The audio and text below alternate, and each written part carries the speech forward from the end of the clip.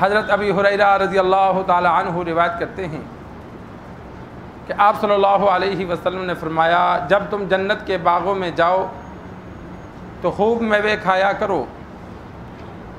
صحابہ نے عرض کی، یا رسول اللہ صلی اللہ علیہ وسلم جنت کے باغ؟ آپ صلی اللہ علیہ وسلم نے فرمایا، مسجدیں جنت کے باغ ہیں۔ صحابہ نے عرض کی، یا رسول اللہ میوہ کھانا؟ آپ صلی اللہ علیہ وسلم نے فرمایا، سبحان اللہ والحمدللہ ولا الہ الا اللہ واللہ اکبر، یہ جنت کے باغوں کا میوہ کھانا ہے۔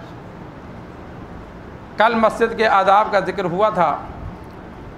انسان اپنی زندگی کا کچھ حصہ کوشش کرے مسجد میں گزارنے کی۔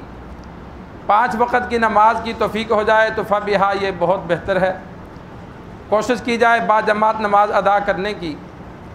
انسان 10 منٹ بعد آئے گا، اکیلے نماز پڑھے گا، رب چاہے گا تو منظور کرے گا، نہیں چاہے گا تو گندے کپڑے میں لپیٹ کر منہ پہ مار دی جائے گی۔ لیکن جماعت کے ساتھ پڑھے گا تو کسی ایک کی نماز اللہ کو پسند آئے تو اس کی وجہ سے اللہ سب کی نماز کو قبول فرما لیتا ہے۔ پھر ایک نماز کے بجائے 27 نمازوں کا کم سے کم ثواب ملتا ہے۔ ایک امام اور ایک مقتدی ہو تو جماعت کے ساتھ 27 نمازوں کا ثواب ہے، اور جتنے نمازی زیادہ ہوں گے پھر اتنا ہی ثواب بڑھ جاتا ہے۔ اور نمازوں کے علاوہ بھی انسان مساجد میں بیٹھا کرے۔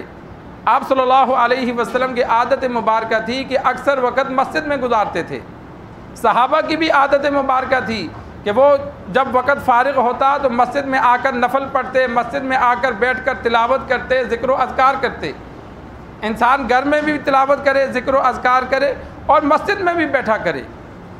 مسجد میں انسان بیٹھ کر سرکار دو عالم صلی اللہ علیہ وسلم نے فرمایا، مساجد جنت کے باغ ہیں۔ یہ حقیقتاً باغ ہیں۔ کل میدان حشر میں زمین باقی ساری کو جہنم میں ڈال دیا جائے گا۔ زمین کے لیے عذاب نہیں ہے، لیکن وہ جہنم کا حصہ بنے گی سوائے مساجد کے۔ حدیث میں موجود ہے کہ پوری دنیا کی مساجد کو اللہ جنت کا حصہ بنائے گا۔ تو یہ جنت کا حصہ ہے، ابھی تو نہیں، لیکن یہ انہوں نے جنت کا حصہ بننا ہے۔ اور یہاں بیٹھ کر انسان جنت کی نعمتیں کھائے۔ جتنا ذکر کرے گا، جتنی تلاوت کرے گا، یہ جنت کی نعمتیں وہ کھا رہا ہے، استعمال کر رہا ہے۔ بہت سے اللہ والے تو ایسے تھے کہ وہ حقیقتاً لذت محسوس کرتے تھے۔ ہماری عبادات کمزور ہیں۔ جب عبادات انسان کی اخلاص کے ساتھ اچھی ہو جاتی ہیں تو ان کو عبادت کرنے میں پھل کھانے سے زیادہ مزہ آتا ہے۔ وہ دنیا کی نعمتوں کو چھوڑ دیں گے لیکن عبادت کو نہیں چھوڑیں گے۔ ان کو عبادت میں لذت آتی ہے، عبادت میں سکون ملتا ہے، عبادت سے ان کی بھوک اور پیاس ختم ہوتی ہے۔ تو اسی وجہ سے سرکار دو عالم صلی اللہ علیہ وسلم نے فرمایا، مساجد میں جب آؤ تو اللہ کا ذکر کر کے جنت کی نعمتوں کا پھل کھایا کرو۔ تو انسان ذکر کے کلمات کئی مرتبہ بتا چکا ہوں، مختلف ہیں۔ استغفار ہے، اسی طرح درود شریف ہے، اسی طرح اللہ کے متعدد نام ہیں۔